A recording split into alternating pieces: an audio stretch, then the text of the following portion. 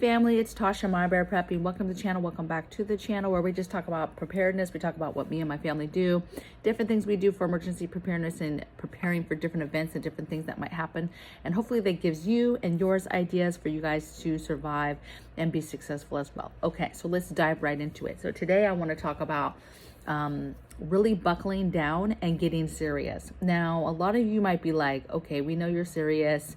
We're serious. We're doing this. You've been doing it. And congratulations. That is fantastic. But even the best of us can get complacent. Even the best of us can forget things. Even the best of us can let things go, right? And I don't know about you, but a lot of families that do prepare have been living off the preps. We have been living off of our preparedness items, our stockpile of items for the last year, right? Heavily, right? So before we retired, we really stockpiled. Yes, we had a normal rotation in our pantry, right? Like you're supposed to do. And we had long-term storage of food, like 25-year freeze-dried stuff. But it was always a concentration of stockpile. And there wasn't the concentration of continuing to do that. Once we got here, we had the house, we had all these things, life gets away from you. And especially now with inflation and how expensive things are, it's been very, very easy to just really roll the preps, the stockpile into your everyday. So you had your everyday, and of course that stuff was going to be rolled into it. But what has happened to me and a lot of families is we're using, and because of inflation, because things are expensive, we're not returning, we're not replacing as often or as fast as we were before. We're not being as aggressive as we were before.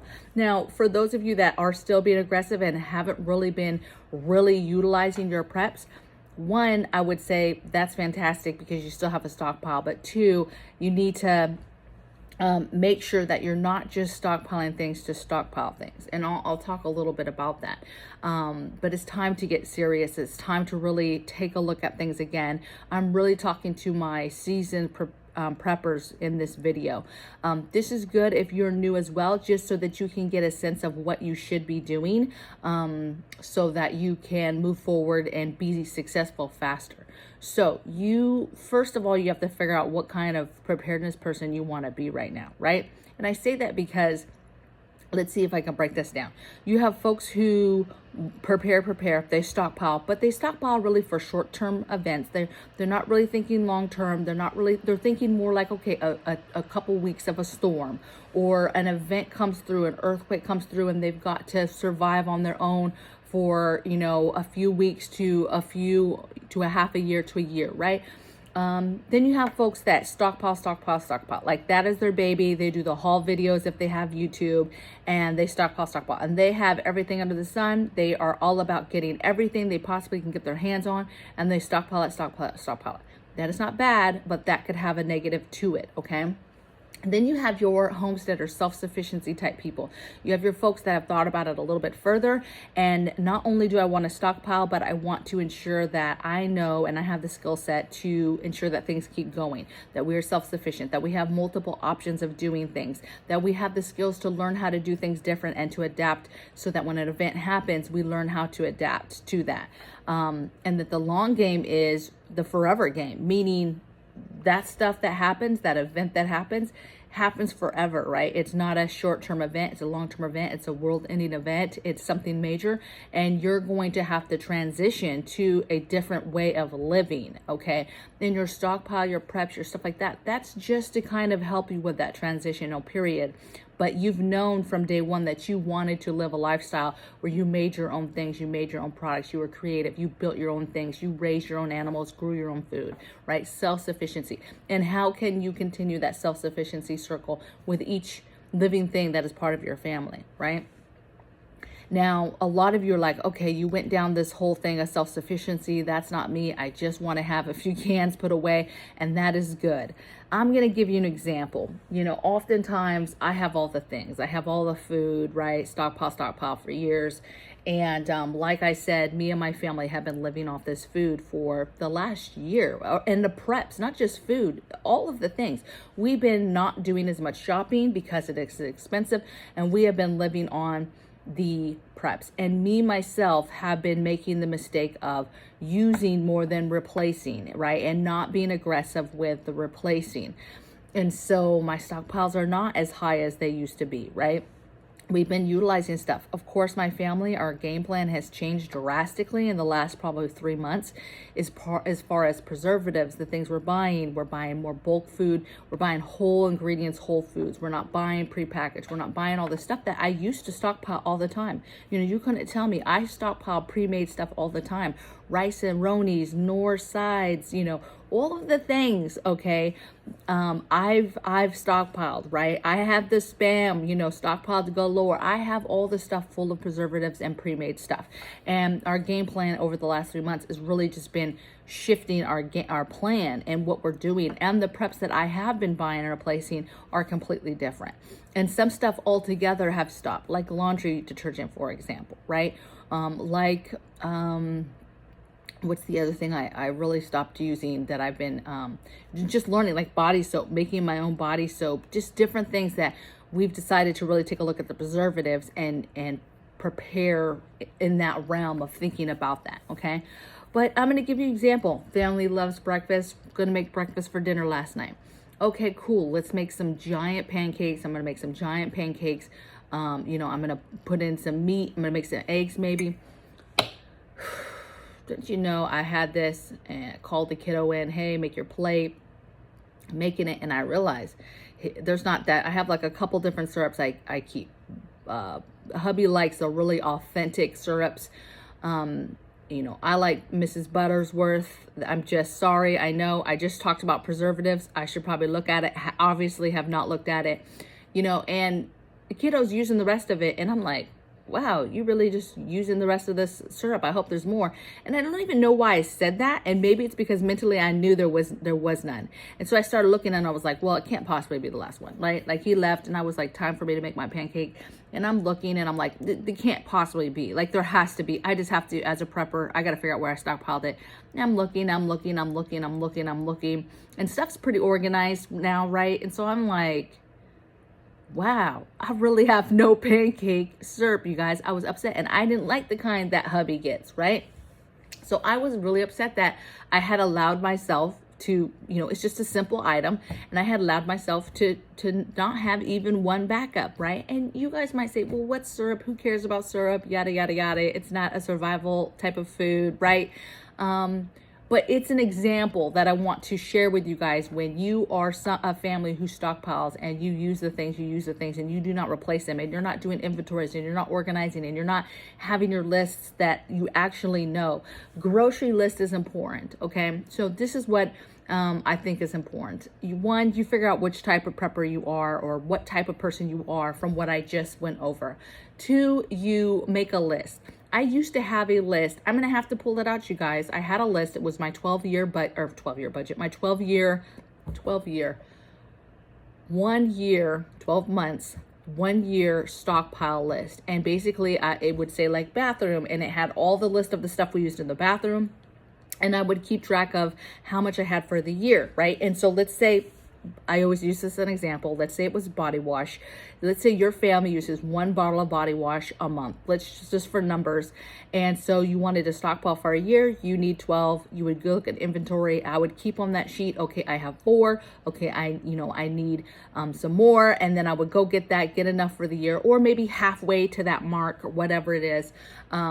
But I would be tracking how much I needed of stuff for the year, right? And so that was my way. And I haven't looked at those lists in months, probably over a year since I've looked at those lists. So I need to find them. I need to pull them out, because obviously you need a list, a grocery list, if you will, to ensure that you're continuing to get the things that you know you need, you want, because we don't use things every single day. Obviously, we're not using syrup every day, not even every week, maybe not even every month, right? And so that went down, it went down. I remember vividly, we made when Pops and Mom were here, I know we made, pancakes several days. We made French toast a day, right? So I remember, right?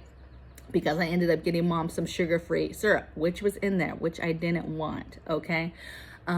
So you use stuff and you're not paying attention. It's like everything else. You're using the batteries, you're using this, you're using that. Before you know it, you look back and you're like, I've used all that. Lighters, example, I use lighters to light the candles. I'm like a candle freak. I like candles.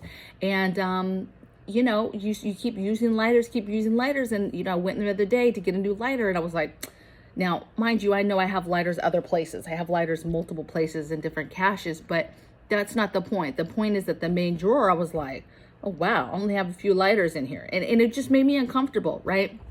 So we've got to get back to the basic list. What are the lists of the things? Break it down by room or area.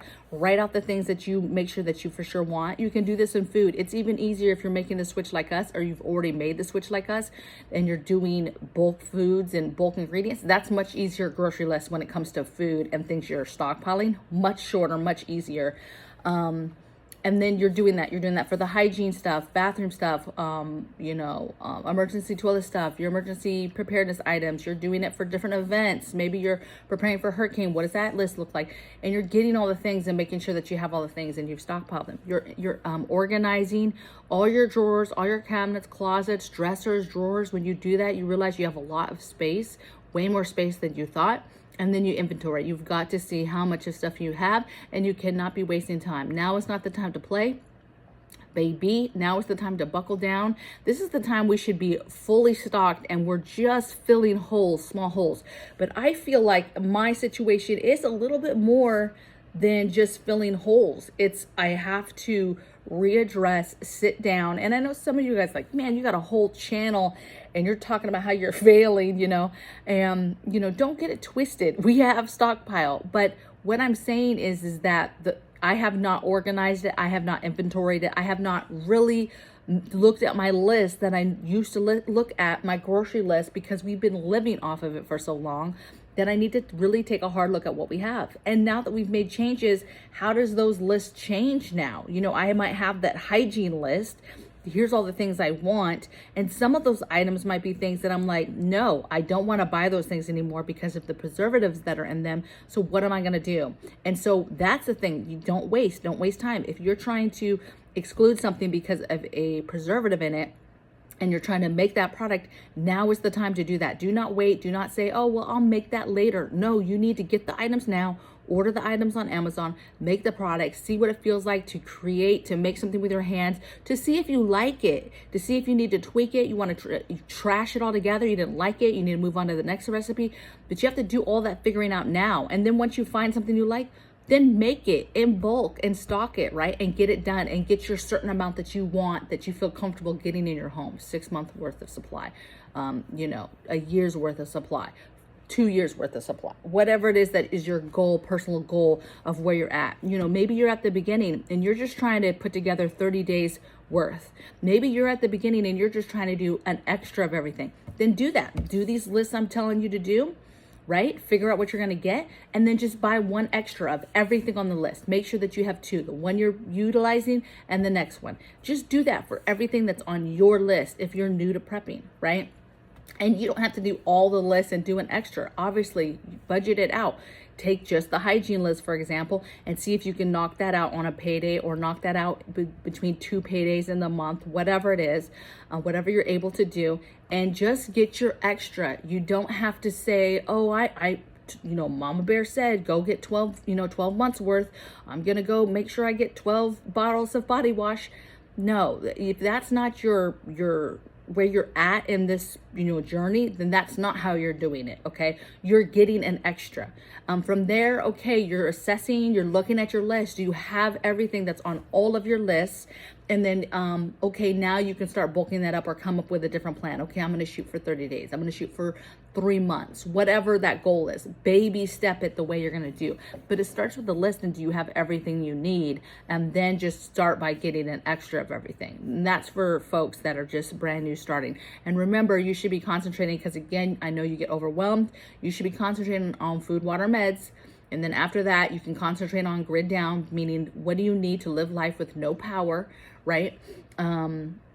If that helps you prioritize those lists, which of those lists are the most important? Maybe it is a grid down, and you have a full list for all of grid down for preparing in different sections for no power, okay? And you want to get those things first, right? Whatever makes sense for you guys, but organizing, inventorying, writing stuff down, making lists of exactly what you want is important. If I had been looking at my list every single month as I'm you know, living on the stockpile, which is fine, which is what is supposed to happen, but I would have been able to start seeing stuff dwindle down. You know, I would have been able to been like, oh, I'm super low on this. I need to get going on this. And so it's important. It's important to think about the real things that you want. Prioritize what's important now for tomorrow. If stuff popped off tomorrow, what is it that you don't have today that you're like, I absolutely have to have that? I don't care if it's a bottle of liquor. I don't care if it's some coffee. I need to make coffee creamer and get it on the shelf. I don't care if it's, I wish I had more chocolate in my house. I wish I had more smokes. I wish I had more, you know, I want to make sure I have lots of candles. I don't care what it is, okay? Today, if stuff was going to pop off tomorrow, what do you need today to feel a little bit more comfortable? Is it more propane, more butane, more fuel? Is it more gas? Is it that solar generator? Is it that Berkey filter? Like, what is it that you still are like, man, you know, if a nuclear war was to pop off tomorrow, do you have gas masks, right? Do you have that stuff for your family at a minimum?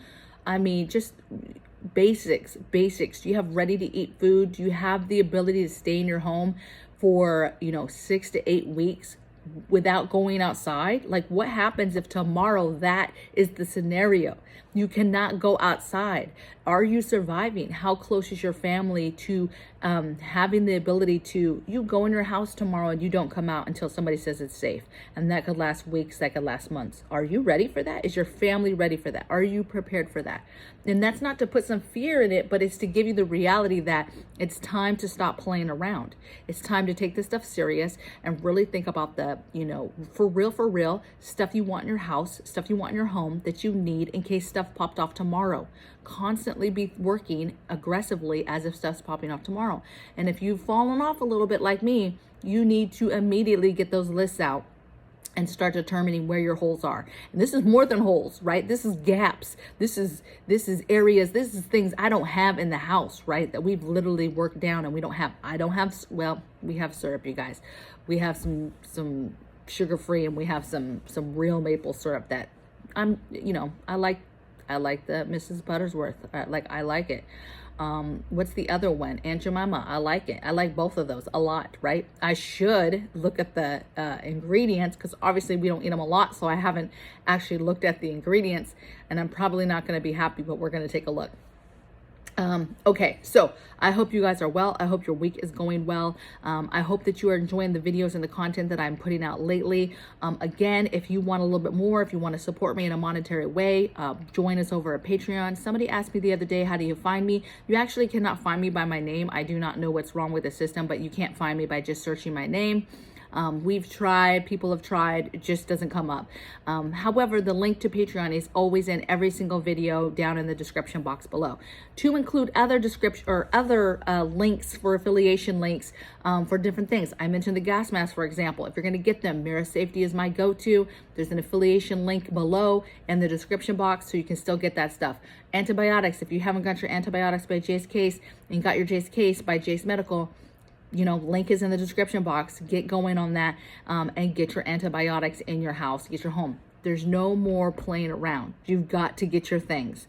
I'm not playing with you. Those that waste time and, oh, I'll do it later, you're going to be regretting, because you have to prepare as if something is going to pop off tomorrow. Okay. All right. So you guys stay well, drink your coffee. Blessings from my bear cave to yours. And I'll see you guys tomorrow in the next video. Take care. Bye.